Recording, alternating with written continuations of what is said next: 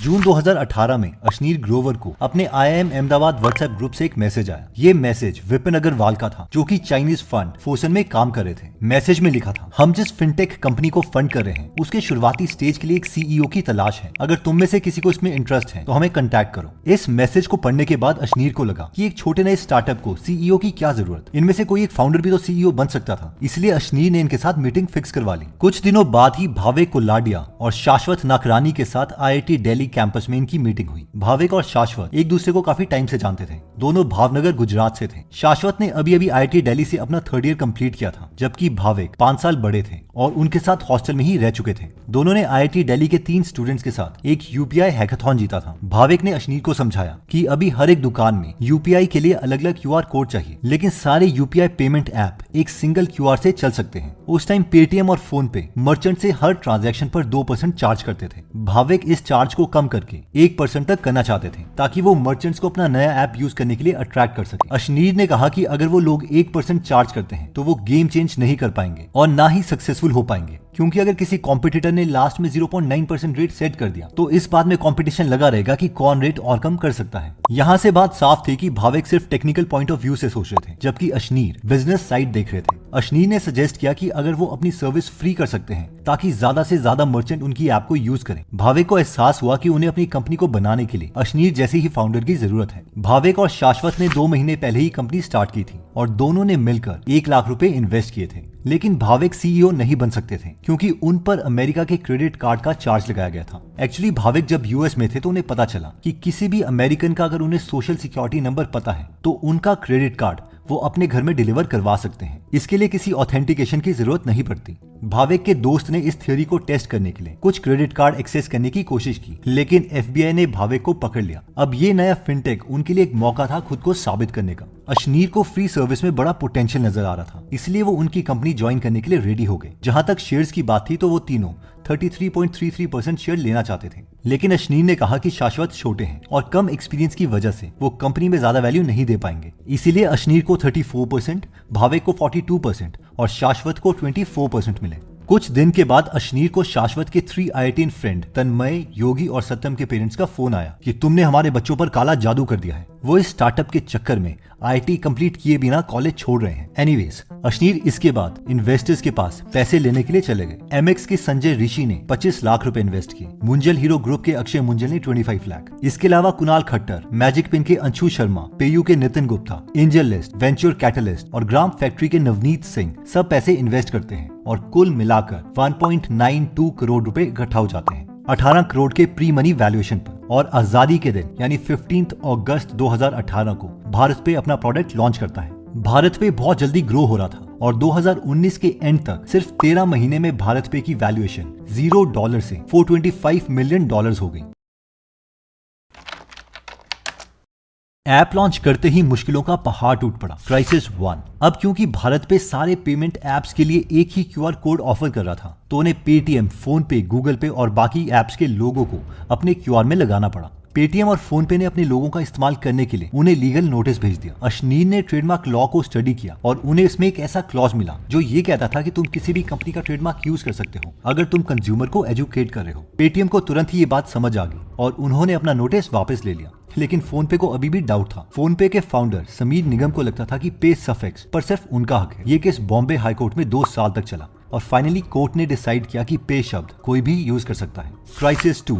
भावेक take site संभाल रहे थे, जबकि Ashneer banking, relationships, fund raising, managing strategy, नए प्रोडक्ट का लॉन्च और टीम बनाने में बिजी थे। इसलिए उन्होंने दूसरे को फाउंडर शाश्वत को अलग अलग शहरों में डिस्ट्रीब्यूशन और प्रोडक्ट लॉन्च करने के लिए भेज दिया। अब कंपनी को कोई ऐसा चाहिए था जो उनकी एडमिनिस्ट्रेशन को संभाल सके। उन्हें किसी ऐसे शख्स की तलाश थी जो भरोसेमंद भी हो और कंपनी की कॉस्ट भी बचा सके। इसलिए अशनीर ने अपनी वाइफ माधुरी को हायर कर लिया। वो एक एंटरप्रेन्योर थी और उनके पास एडमिन टास्क और लोगों को मैनेज करने का अच्छा एक्सपीरियंस था। भावेक और शाश्वत को भी इसमें कोई प्रॉब्लम नहीं थी। माधुरी डायरेक्टर बन गई और HR हेड भी। अब जब उनकी वाइफ इंटरनल सिस्टम हैंडल कर रही थी तो अशनीर ने ग्रोथ पर फोकस किया। अशनीर को पता था कि उन लोगों को जल्द ही और पैसों की जरूरत होगी। अशनीर चाहते थे कि सिक्वोया भारत पे में इन्वेस्ट करें, क्योंकि उसके बाद बाकी इन्वेस्टर्स उन्हें आसानी से मिल जाएंगे। अशनीर ने सिक्वोया से बात की और वो इन्वेस्टमेंट के लिए मान गए, लेकिन फिर कुछ दिनों के बाद सिक्वोया के हर्षजीत सेठी ने अशनीर को कॉल करके बताया कि वो लोग इन्वेस्टमेंट नहीं कर पाएंगे और ये डिसीजन उन लोगों ने तब लिया जब सारे जरूरी डॉक्यूमेंट्स पर पूरा काम हो चुका था। सिकोया को भाविक के यूएस वाले क्रेडिट कार्ड के इंसिडेंट के बारे में पता चल गया था और वो अशनीर से नाराज थे कि उन्होंने इस बारे में उन्हें पहले क्यों नहीं बताया। लेकिन अशनीर कहते हैं कि ये मामला उनसे जुड़ा हुआ नहीं था। उन्होंने भाविक से कहा कि वो बैंगलोर जाके सिकोया के सीईओ और जनरल काउंसिल से मिलकर सारा मामला क्लियर करें।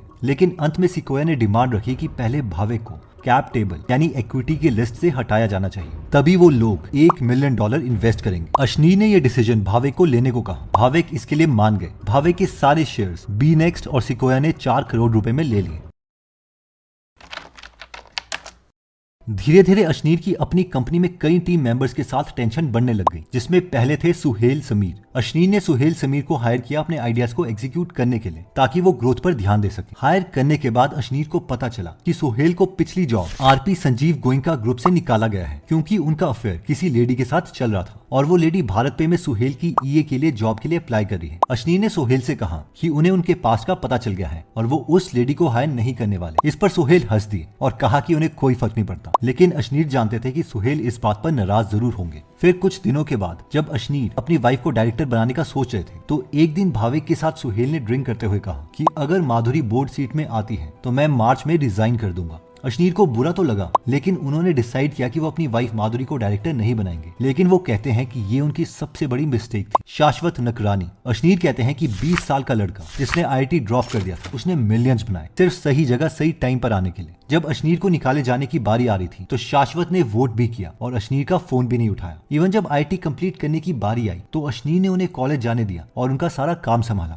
भाविक कोलाडिया। अशनीर कहते हैं कि वो भाविक को अपना भाई समझते थे। जब कंपनी ने सिर्फ 1.9 करोड़ रुपीस रेज किए थे तो उस वक्त उन्होंने इन्हें 4 करोड़ रुपए का एग्जिट दिलवाया। 2 साल तक वो अशनीर के घर पर रहे बिना कोई रेंट दी। इवन माधुरी ने भाविक की वाइफ को करोड़ों रुपए का लोन दिया ताकि वो अपना नया बिजनेस स्टार्ट कर सके। भाविक का अच्छा नेचर होने के बावजूद अशनीर को शक है कि सुहेल और सुमीर ने भाविक को ड्रिंकिंग पार्टीज में उनके खिलाफ भड़काया क्योंकि अशनीर ड्रिंक नहीं करते थे और ना ही वो इन पार्टीज में जाते थे। उनके इन्वेस्टर सिकोया। जब अशनीर ने सिकोया से कहा कि क्या वो अपनी सैलरी बढ़ा के 36 लाख से 60 लाख रुपए कर सकते हैं तो सिकोया ने एकदम मना कर दिया। इस पर अशनीर को पता चला कि वीसीज खुद मिलियंस की सैलरी निकालेंगे, लेकिन वो फाउंडर को एक नौकर ही समझते हैं। इसके अलावा जनवरी 2020 में जब भारत पे ने सीरीज सी राउंड के लिए सिकोया से पैसे उठाए थे तो उस वक्त वो फाउंडर्स के शेयर्स और ईसॉप्स 2 मिलियंस के खरीद लेंगे ताकि फाउंडर की पेपर मनी रियल मनी में कन्वर्ट हो सके। लेकिन बाद में हर्षजीत ने मना कर दिया कि सिकोया ये डील नहीं कर पाएगी और वो अशनीर से फॉर्मल इंग्लिश में बात करने लग गए और बहाने मारने लग गए, जिसकी वजह से अशनीर ने हर्षजीत का फोन उठाना बंद कर दिया। अशनीर को कोटक में अपने रिलेशनशिप मैनेजर के साथ 23 जुलाई 2021 को एक बातचीत हुई जो कि कुछ इस तरीके से थी। सर, जोमेटो के शेयर 116 रुपए के पहुंच गए हैं। अशनीर: ओके, तो हम इसे बेच देते हैं। आरएम: ओके सर, मैं आपको रिकॉर्ड पर रखूंगा। इसी बीच जोमेटो का शेयर इंक्रीज होता गया। आरएम: ऑर्डर एग्जीक्यूट हो गया है सर, आपके 136 रुपए पर शेयर के हिसाब से बेचे गए हैं। जोमेटो आईपीओ की ओपनिंग के 8 मिनट के बाद ही अशनीर ने 2.25 करोड़ रुपीस कमाए। अशनीर ने वो पैसे इन्वेस्ट किए थे जो भारत पे के दूसरे स्टार्टअप से उन्होंने स्टॉक्स में कमाए थे। वो स्टॉक एक्सचेंज में मौजूदा बिजनेस के बजाय अर्ली स्टेज स्टार्टअप के फाउंडर में इन्वेस्ट करते थे। हालांकि स्टार्टअप्स हाई रिस्क वाले होते हैं, लेकिन इनमें रिटर्न भी अच्छा मिलता है। जोमेटो में अशनीर ने 100 करोड़ पे इन्वेस्ट किए थे। 5 करोड़ उनके खुद के थे और 95 करोड़ कोटक से उन्होंने लिए थे 10% इंटरेस्ट लोन पर। अब जोमेटो के आईपीओ से उन्होंने पैसा कमाया, इसलिए वो नायका के आईपीओ में भी पैसा कमाना चाहते थे। इसलिए उन्होंने दोबारा से कोटक से लोन लेने का सोचा, जिसके लिए उन्होंने करीबन 400 कागज पर साइन किया। लेकिन हुआ यह कि नायका के आईपीओ के कुछ दिन पहले ही कोटक ने उन्हें लोन देने के लिए मना कर दिया। जब अशनीर ने कहा कि कोटक ने बाकी लोगों को नायका आईपीओ के लिए तो लोन दिया है, तो इस पर कोटक बहाने मारने लग गया, जिससे अशनीर की बहस कोटक के एम्प्लॉय से हो गई, जिससे अशनीर ने कोटक को एक लीगल नोटिस सेंड कर दिया। 1 नवंबर को नायका का आईपीओ बंद हो गया, इसलिए अशनीर को लगा कि इस केस को आगे बढ़ाने का कोई फायदा नहीं है। लेकिन उन्होंने डिसाइड किया कि अब वो कोटक के साथ आगे कोई रिलेशनशिप नहीं रखेंगे। 26 दिसंबर 2021 को अशनीर और भाविक को एक ईमेल मिलता है जिसकी सब्जेक्ट लाइन थी अशनीर एट इट्स वर्स्ट। ये मेल किसी यूनिकॉर्न बाबा की तरफ से थी जिसके ट्विटर पर कई फॉलोअर्स थे। ईमेल में एक ऑडियो फाइल अटैच थी जिसमें अशनीर की आवाज की रिकॉर्डिंग थी जब वो कोटक में अपने आरएम से बात कर रहे थे। ईमेल में यूनिकॉर्न बाबा ने लिखा था, मैं इस ऑडियो को पब्लिक कर दूंगा, ये जहर से भरा है, तुम लोगों को इस तरह से जान से मारने की धमकी नहीं दे सकते। What the F. अशनीर ने बात को हवा में उड़ा दिया। उन्हें पता था कि उन्होंने ऐसा कुछ नहीं किया है। उन्होंने कभी भी आरएम को जान से मारने की धमकी नहीं दी थी। उन्होंने सिर्फ उनसे जवाब और सफाई मांगी थी। अशनीर अपने बचाव के लिए यूनिकॉर्न बाबा को जवाब देते हैं। उन्होंने भावेक से पूछा क्या वो इस शख्स को जानते हैं, तो भावेक ने बताया कि हाँ, उनका एक कनेक्शन है। आखिरकार यूनिकॉर्न बाबा ने ऑडियो क्लिप डिलीट करने और मार्केटिंग सर्विसेज के बदले $2,40,000 की डिमांड की। यानी वो साफ तौर पर अशनीर को ब्लैकमेल करने की कोशिश कर रहे थे। ऐसे कई कारण थे जो इस इल्जाम को झूठा साबित करते थे। इसके अलावा अशनीर के आरब ने खुद उनके ऑफिस में आकर उन्हें न्यू ईयर विश किया था, तो इसीलिए अशनीर ने इस ईमेल को मजाक में इग्नोर कर दिया।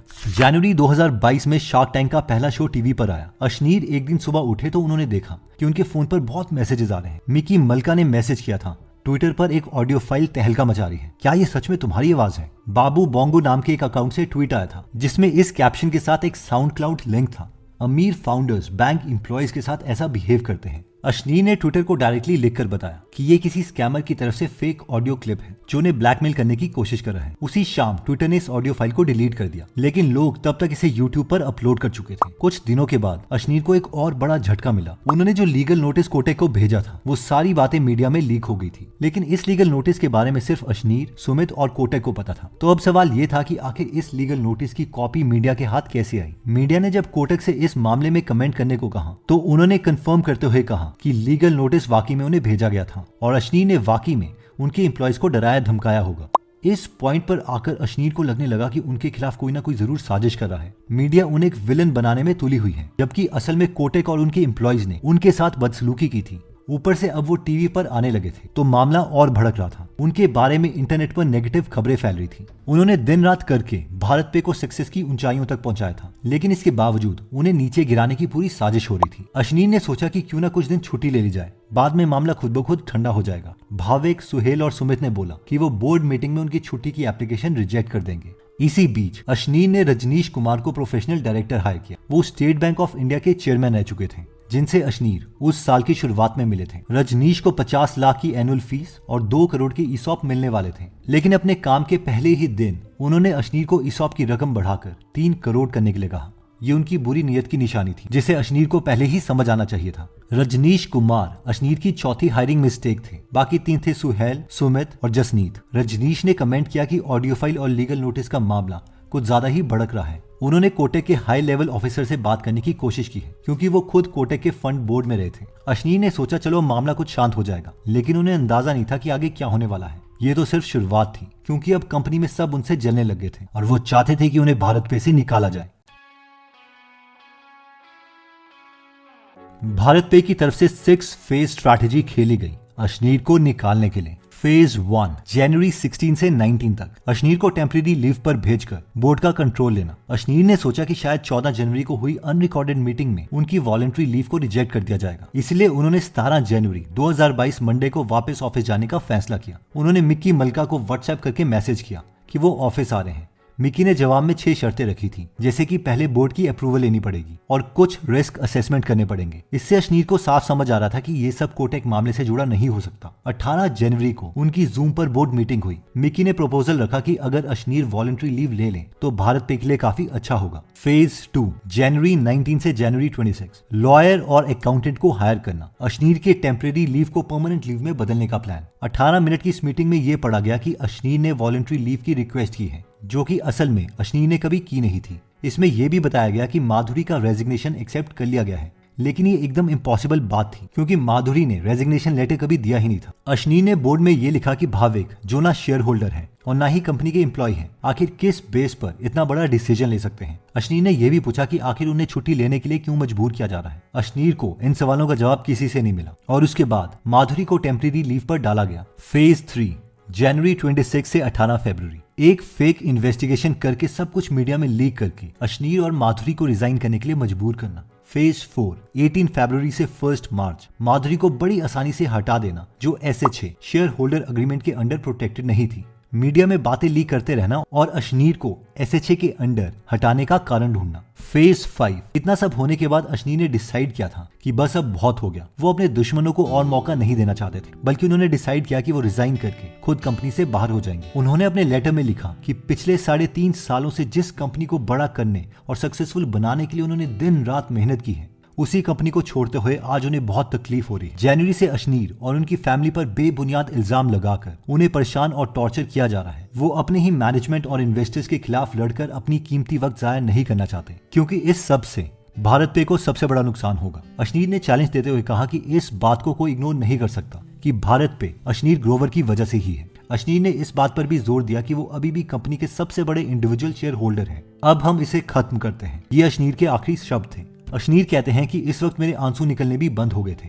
लेकिन फिर 1 मार्च सुबह के 12:03 पर उन्होंने अपना रेजिग्नेशन लेटर भेज दिया। वो इस खास वक्त का इंतजार इसीलिए कर रहे थे क्योंकि उनके कुछ रिस्ट्रिक्टेड शेयर्स फरवरी एंड में ही रिलीज होने थे और वो उन पैसों को नहीं छोड़ना चाहते थे क्योंकि वो उनके मेहनत की कमाई थी। Phase 6 1 March and beyond. Media में फेक न्यूज देके अशनीर को पब्लिक ट्रायल पर रखना। अशनीर की ऐशो आराम वाली लाइफस्टाइल के बारे में अफवाहें फैलने लग गई। जहां तक उनकी लग्जरी गाड़ियों का सवाल था तो अशनीर ने बताया कि वो गाड़ियां उन्होंने अपनी मेहनत की कमाई से ली है। इसमें और एक इंटरेस्टिंग फेक न्यूज थी कि उन्होंने 10 करोड़ का डाइनिंग टेबल लिया है। अशनीर के कलीग जब उनके घर आए थे तो अशनीर ने कहा था कि ये टेबल बहुत भारी है, ये 150 किलो का है, लेकिन मीडिया ने भारी का मतलब महंगा कर दिया और टेबल को 150 किलो के बजाय $1.5 लाख बता दिया और एक और जीरो बढ़ा के उसे डॉलर के प्राइस से मल्टीप्लाई करके 10 करोड़ का मीडिया में बताया, जबकि टेबल सिर्फ 5 लाख का था, जो कि अशनीर को वैसे भी महंगा लग रहा था। अगर अशनीर के पास 10 करोड़ रुपए होते तो वो उसे भारत पे पर लगाते और उन लोगों के लिए जॉब क्रिएट करते जिन्हें अपने परिवार का पेट भरना है। खुद एक मिडिल क्लास फैमिली से है, इसलिए वो उनका दर्द समझते हैं। आज भी अशनीर के पास 240 मिलियन वर्थ की 8.43% इक्विटी है भारत पे की।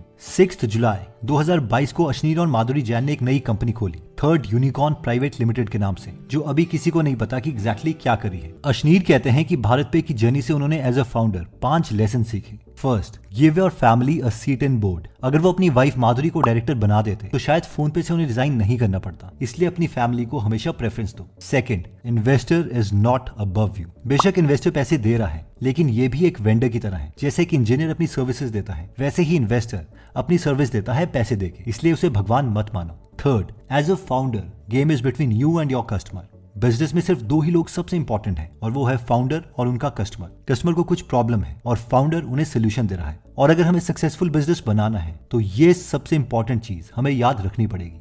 Fourth, don't become a martyr. अगर आप फाउंडर हो तो ध्यान रखो कि हर इन्वेस्टमेंट के साथ आपके शेयर्स भी कैश में कन्वर्ट होने चाहिए। अगर ज्यादा सेक्रीफाइस करोगे तो एंड में खुद सफर करना पड़ेगा। इन प्रोफेशन से बच के रहो। अशनीर के ओपिनियन में ड्रग, प्रोस्टिट्यूशन और बैंकिंग ऐसे प्रोफेशंस हैं जो वैल्यू को डिस्ट्रॉय करें, इसलिए कोशिश करो कि इनमें ना ही पढ़ो।